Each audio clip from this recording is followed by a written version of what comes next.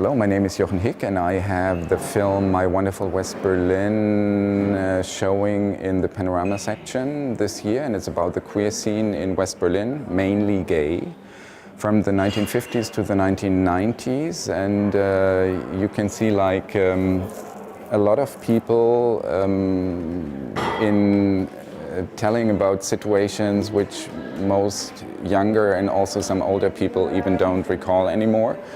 And it gives an idea about the gay movement as well in the mirror of West Berlin, or mirroring in West Berlin, although we know that other cities like Hamburg, Bremen, Frankfurt, Münster were also very important for the gay movement.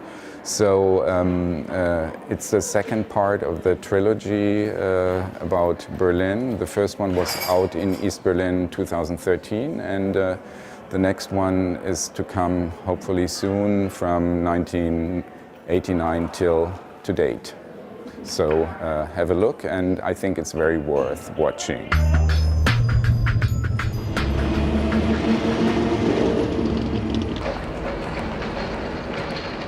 In Deutschland stand auch nach 1945 sogenannte Unzucht unter Männern unter Strafe.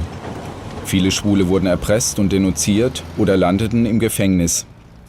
Die Bundesrepublik hatte den von den Nazis verschärften § 175, der während des Dritten Reichs tausende Schwule in Konzentrationslager brachte, unverändert übernommen. Bis 1969 gab es über 50.000 Verurteilungen in der Bundesrepublik und West-Berlin. Welcome, Jochen Hick. You're here at the film festival with the film My Wonderful West Berlin, Mein Wunderbares West Berlin. With a documentary out in Ost, Lesben und Schwule in der DDR, made in 2013, you set already the queer scene, or set a scene by the queer scene beyond the wall in the limelight. Do you consider My Wonderful West Berlin as a continuation of this project, or is it rather a project of its own? Out in East Berlin 2013, I did it together with Andreas Strohfeld. This is of course a continuation of it. I am planning kind of a trilogy, and this now is the second part. The first part was East Berlin, the second part is West Berlin, both films and around Fall of the Wall. Mm-hmm. And now I think what's to come is Berlin until today, with all the also sexual politics and what's happening here. But it's a continuation in a way, yeah. You made about like 20 films, many documentaries. Oh, not 20 films. It's about, it looks more than it is. It's about, I think, 12 feature-length films. Okay. And a few shorts. Okay. Yeah. And mostly they were dealing with LGBT subjects. Yeah. So 2 questions about your oeuvre. So what's thrilling for you about the genre of documentary? I always think that decent, not talking about my documentaries because I like my documentaries, but I think I also sometimes prefer to watch documentaries because even a bad documentary is 10 times better than a bad fiction film. Because at least you have some value that you saw something which really happens if the documentary captures something. I think since I did 2 fiction films, it's a totally different thing. I'm more a person who is always collecting stuff, people, situations, and therefore a documentary is very valuable for this way of doing things. Also, I'm very much interested in themes. I hate when fiction films are about themes, but I think documentaries can be quite a bit about themes, and it works. Definitely, absolutely. And since I love to see documentaries myself, I do them myself as well. Also, the other thing is when you do queer films, of course you have much less money usually. And the thing, you really can start off also without money, because I started off in many films without 1 cent and sometimes got the money after the film was released back. You can do this with a documentary, because I also do camera work in my documentaries. In this I shared it together with Alexander Georgiou, but you can start with very little money sometimes, and still go on and collect, and you are a one-person show sometimes, not in this film. But I remember films where I did even sound, camera, all by myself, and they ended up on the Berlinale. So, I don't want to do this anymore because it's really, really exhausting. But you can't do this with fiction, of course. You need much more money, and since you need more money, you also need television and fundings, and I had bad luck with television and funding in my first 15, 20 years. It was pretty tough. I see. So to specialize in LGBT aspects in your work, was it a decision or rather a must for you as a gay man? I was studying film at the Arts Academy in Hamburg, and anyways, the thing was like, not really express yourself in the most stupidest way, but you should be aware what you are, and from there do films and not think you are not a subject within the film, and you just film something which is totally separate from you. So, I thought, I mean, you know, there are about 1,000 back then. Now it's a little bit different, but back then there were about 1,000 heterosexual love stories to one existing gay love story in film and on television, and many things haven't been done before. So I did with Via Appia the first film in Germany about AIDS. I did the first film about the Russian gay movement and all these things.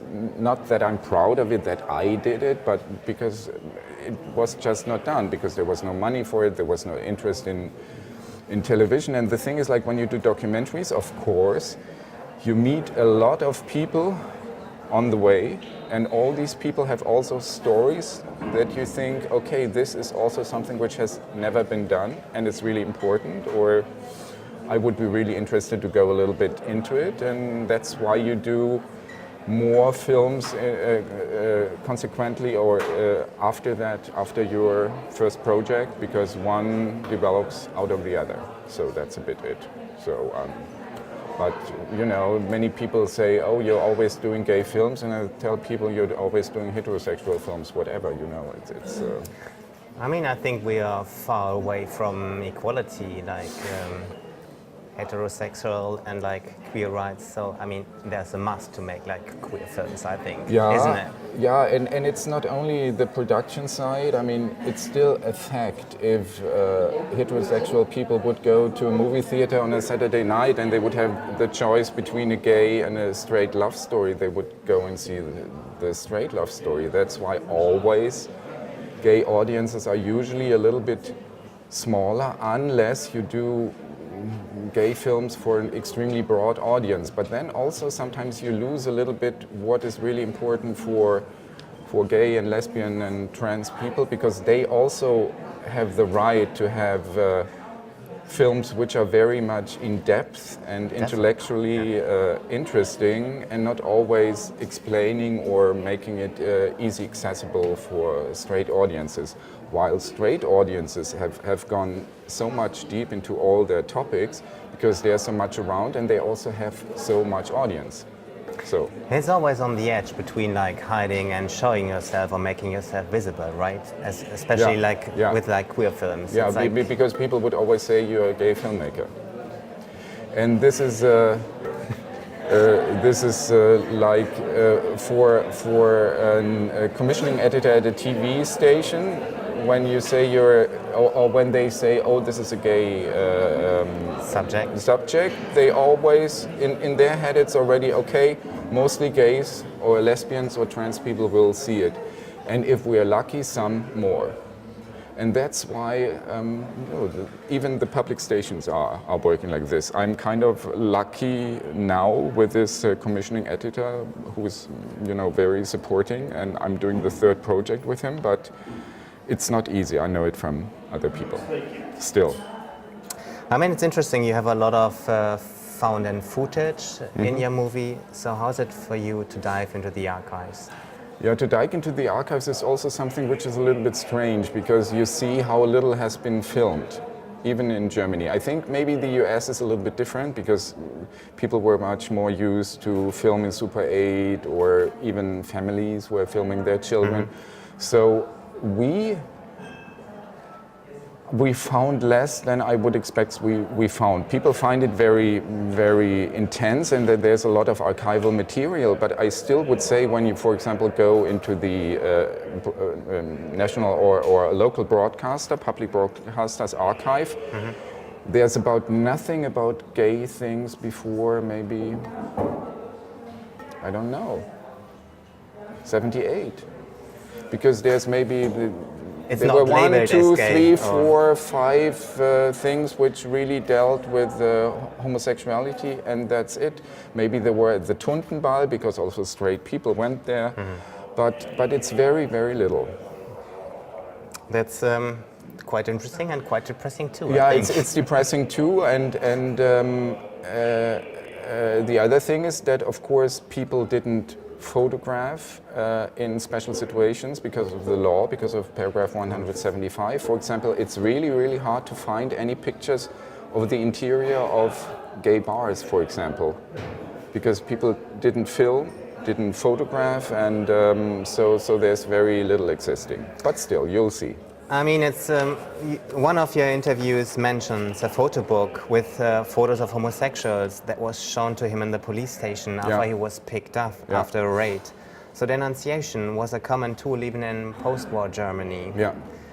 Isn't this a real symbol for the incredible injustice that happened to the queer community? Of course, it's I mean, there you have the biggest photos. insult This was is that interesting. the biggest insult was that they just took the same paragraph and the same severe kind from the Nazis and just put it onto the Bundesrepublik, onto West Germany. In East Germany it was a little bit different. As we all know, but in West Germany it was really tough, and they, of course, they tried to denounce people and tried whatever they could, but I think it's not an injustice which has ended, because as we know, no one has really gotten official rehabilitation, nor anyone has gotten compensation. It's still only talking about it, and still our Ministry of Justice, they are talking about it, and so as we know, most people will be dead by then. So I think, I mean, they are now in their 70s, 80s, 90s, and you know, they won't be alive when this law comes through. That's too bad. You edited some footage of Senderfreies Berlin, the broadcasting station in West Berlin for television and radio. And it was like a movie that was made for television in 1965. And I just want to cite incorrigible parasites of society on the periphery of laws. Yeah. And they call for reforms of the law just to make it even worse for the gays. So it's like, I mean... Yeah, I mean the thing is, like, paragraph 175 was reformed, but it wasn't really reformed that much because people were in the street against it, or whether it was really big public discussion. It was more that different individuals and also groups kind of lobbied for the change of the law. But still, as you can see there in 1965, it's all one thing: gay prostitution, sexual disease, gay people, gay bars, whatever, and also already everyone is a prostitute. Even if I'd say whatever. I mean, prostitution is also something. If you know, it depends on if people have to do it under pressure or however. But it's pretty tough. Also, there's this commentator on this piece about Zoologischer Garten, which is the train station here, and they are filming these young men who are walking the train station. It's so amazing because, they say they are prostitutes, but they're even wearing suits and ties, and which is really, I mean, no one would expect this nowadays. And this already is, it's really interesting. It's really interesting, and also in the film are shown some some reports of these raids where they went from one bar to the other bar, like sometimes 15 bars in one night, and raided them and took all people to the police to get their identity, and you know. So, but nevertheless, in the late 60s, beginning of the 70s, there was like a kind of revolution. So people went on street, like the Homosexuelle Aktion West Berlin just like started. So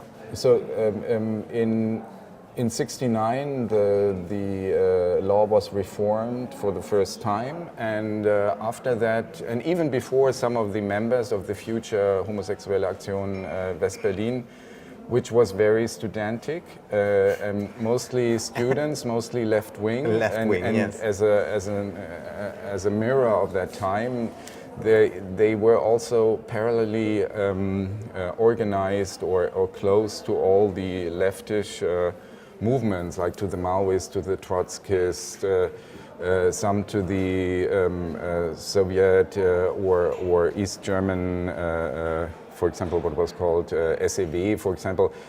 There's this whole thing in Berlin also about how you write West Berlin. Like kind of the leftish writing would be West Berlin in one word, because they wouldn't accept that it's really an entity itself. Whereas West Berlin with this dash in between is the thing like West Germany would have to consider what West Berlin is. So all these things came up, and they, at first, they were always kind of put at the end of these demonstrations when they had their banners, and even sometimes because many leftish people didn't like that, because they thought, oh, this is kind of, I mean, they were also homophobic, of course. And they always put them at the end, where also the anarchists were.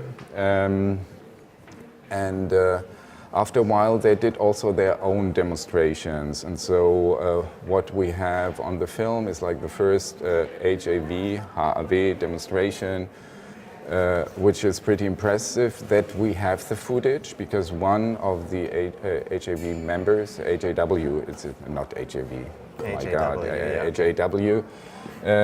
One of the members, Wilfried Laule, he was a teacher and he had a Super 8 camera and he filmed it. And so these are so rare and special things. They even, they had sometimes like political, you know, picketings near Kurfürstendamm or near Kranzler, and against paragraph 175, or playing gay theater or stuff like this, and he filmed all of this. So in 1969, the infamous paragraph 175 was reformed. And after that, also after the film of Rosa von Braunheim, Not the Homosexual is Perverse, all these organizations formed. And the Berlin organization was the Homosexual Action West Berlin, HAW, and they were kind of a leftist, very studentic organization. And you see in the film a couple of founding members there. And they also were part of the leftish organizations at the time. So they were Trotskyists, Maoists, and some were very close to like the Soviet or East Berlin SEV party, because there was a party sponsored by or from East Berlin. And so, but also the leftish people weren't so nice with them, at least not in the beginning, because they thought, because all we know is they were always put at the end of the demonstrations together with the anarchists, until they formed their own demonstration once, which was 1973. But before, even the leaflets, when they handed out the leaflets about homosexuals, also for the working class or whatever, sometimes those papers were hit out of their hands by some other leftish people, because they thought this is dirt for the left movement. Because as we also know, there's the thing like that they say, okay, first capitalism has to be abolished, and then a thing like homosexuality will, Human rights will come by itself or whatever, and you know, so. And also there's this other saying, of course, as we know, which is in Germany and also other countries since the end of the 19th century, that homosexuality is kind of a sign of a very bourgeois and decadent way of life. So, you know, all these things made it kind of difficult for them. They could have packed it together with the women's movement, but they didn't. Yeah, but they didn't. Maybe also because they put too many penises on the wall, and also the lesbians who were at first also at the Homosexuelle Aktion West Berlin. There was a group, a lesbian group, but they found that their topics were never discussed, that the men always discussed about their own topics, that they always talked first, that they interrupted, whatever.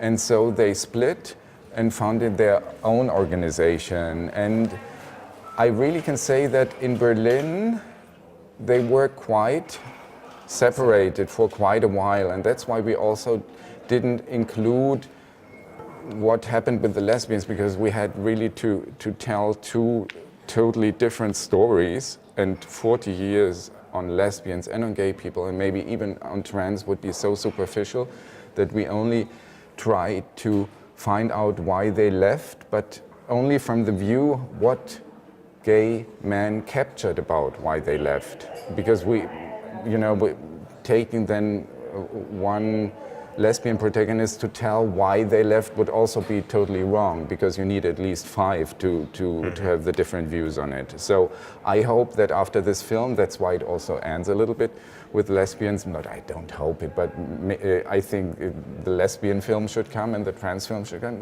There are many things about this time frame which should be told. You know? What you capture in your film as well is quite interesting, and then we have like a quite gap in between, like the beginning 70s and then like the beginning 80s, when the AIDS crisis hit the queer community very hard, and like they were just about like getting more freedom for themselves, and then the crisis came. I mean, then again, like, or like not again, but like lesbians and gay and all the queer people were marching on the street again. I mean, so definitely this was like a changing point for the community, don't you think so? Because they were forced it was a changing point, and I think there were also lesbians involved. I don't really have the numbers. I always have the idea when I see pictures from, for example, ACT UP USA, that there were more women and lesbians, especially lesbians, involved in the American movement, because they were always a little bit more united, at least for the political way. And I think with the AIDS crisis, I think it started to come together again. And but I still think it's not, the whole thing is not really balanced when you think about how many gay bars there are in Berlin, and that, for example, the lesbian magazine wrote like that. The last discotheque, lesbian discotheque, was closed last year in January in Berlin. And so there's really something one has to find out what. Yeah, I'm not sure whether they get invisible or whether they maybe are everywhere and visible in another way. But this is interesting. I would be interesting to know more about it. But I'm not the one who should talk and I talk from for your them point of view as a man, because that's not interesting. I think it's not interesting. And it wouldn't be fair, I guess, too. It's Also, like, I mean, you should tell this very own story from a female point of view, I guess. So just like a few more questions. A few more questions before we end. Before we run out of time. So I thought when I saw your movie, this should be screened in schools. What do you think about that? Of course, I think you also could screen it on schools. I think there should be like possibly, no, I don't think there should be, but there are maybe 2 or 3 things which maybe even television would edit. For example, some excerpts of the film Taxi zum Klo, where one guy pees on the other guy, and you know, but heterosexual do it as well. Everyone does it when people are into that kind of sex, and But I think it can be showed because it really gives an idea, although it's only told about Berlin, and I would never say that Berlin was the gay movement in Germany, because there were also other cities doing very important, Frankfurt, Bremen, Münster, Hamburg. There were really, really other cities where also very important things happened. But since this is the Berlin trilogy, I put all the parts which happened in Berlin, and not even all the parts. It's like always flashlights. But what you really can see is like kind of how time passed by, how things developed, and it's kind of a microcosmos in which you can see how also non-political people became political, or how a non-political or more political scene, also the party scene, which I think is important for gay life. All these things started off, and what's interesting in this film is like that you really can see that many things Berlin is so extremely proud of today, and you know, all people who are coming to Berlin always want to be close to what is like this sub-scene and subculture and everything, which is vanishing more and more and more. And so, you know, the rich people or straight people or whatever, they move into Kreuzberg to be close to this subculture, but the subculture isn't there anymore. But what you really can see is that a lot of this subculture really comes from a queer subculture.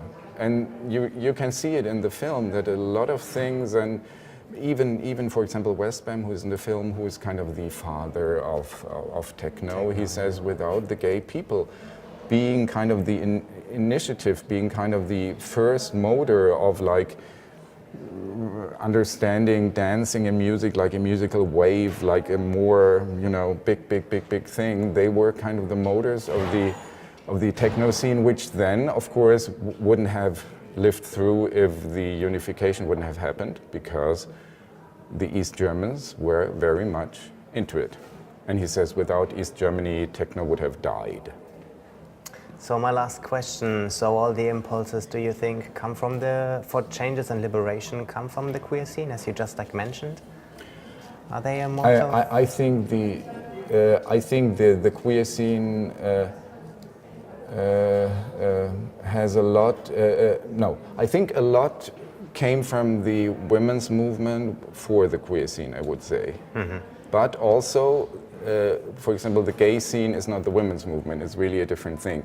But I think a lot of things of today are also human rights things which also have their power originating in the queer scene, but also the queer scene profits from other influences.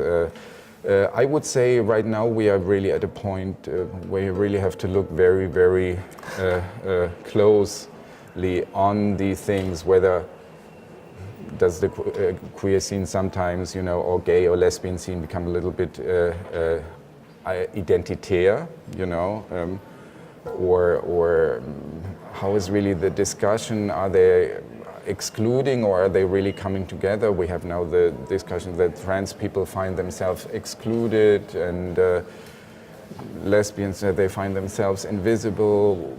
What is the contribution of the gays to make these other groups not invisible, or is it their impulse that the others are invisible? All these things are really interesting, and at the moment, since we have so many dangerous things around us and also happening possibly in the future, it's first interesting to have a close look about what's happening within the community and seeing these things, and then understand. Maybe finding out what to do, you know. But I think sometimes I think the nicest years are a little bit over for at least a decade. We hope not. We hope not, Definitely. but I hope you are right. Thanks. Thank you so much for the interview, Thank you. and good luck for your third part of the trilogy. Yeah. So I'm Jochen Hick, and I would like to recommend to you the film My Wonderful West Berlin, which screens in Panorama section, and it's about the queer scene, mostly gay, I have to admit, from the 1950s through to the fall of the wall, and it gives also a good idea about some highlights of the gay movement, although the gay movement, as we all know, didn't only happen in Germany, in Berlin, but also in other cities. This is very important to say, because otherwise all these other people will be completely pissed, and they are right. Okay? Thank you so much.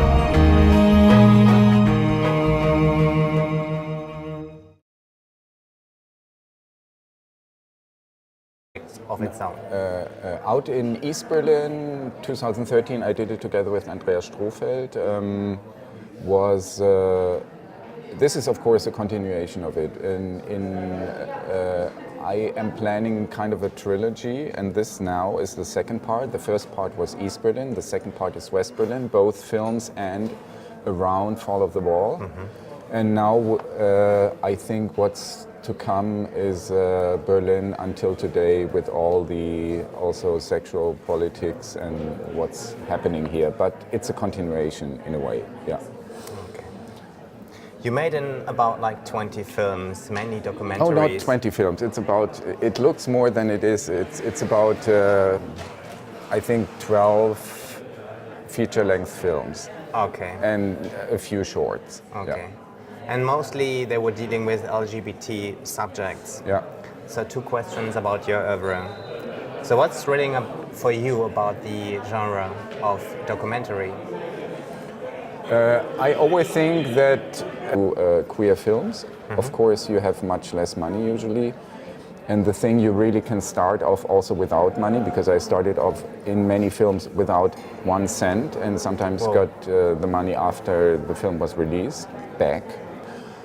You can do this with a documentary, because I also do camera work in my documentaries. In this I shared it together with Alexander Georgiou, but you can start with very little money sometimes and still go on and collect, and you are a one-person show sometimes, not in this film.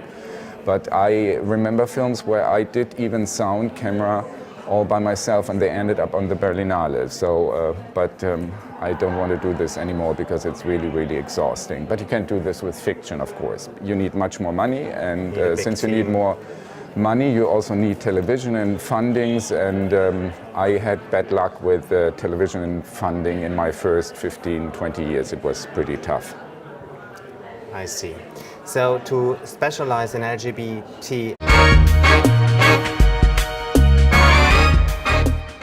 Hello, my name is Jochen Hick, and I have the film My Wonderful West Berlin showing in the panorama section this year, and it's about the queer scene in West Berlin, mainly gay, from the 1950s to the 1990s, and you can see like a lot of people in telling about situations which most younger and also some older people even don't recall anymore. And it gives an idea about the gay movement as well, in the mirror of West Berlin, or mirroring in West Berlin, although we know that other cities like Hamburg, Bremen, Frankfurt, Münster were also very important for the gay movement.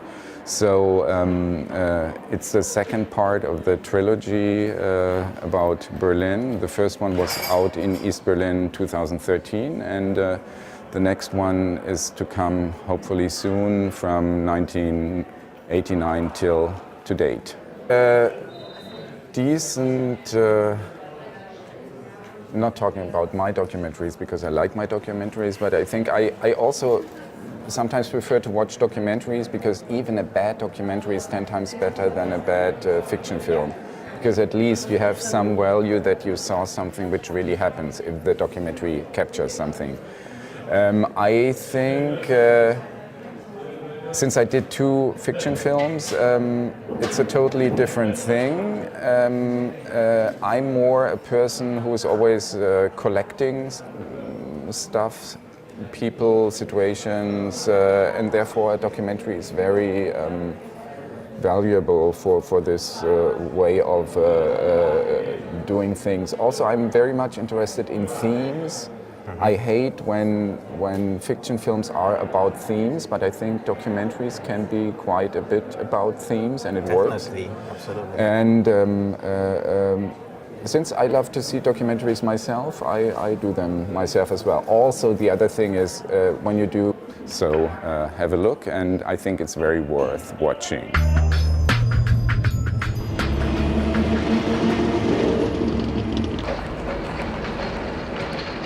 In Deutschland stand auch nach 1945 sogenannte Unzucht unter Männern unter Strafe.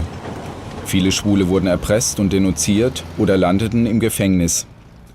Die Bundesrepublik hatte den von den Nazis verschärften § 175, der während des Dritten Reichs tausende Schwule in Konzentrationslager brachte, unverändert übernommen.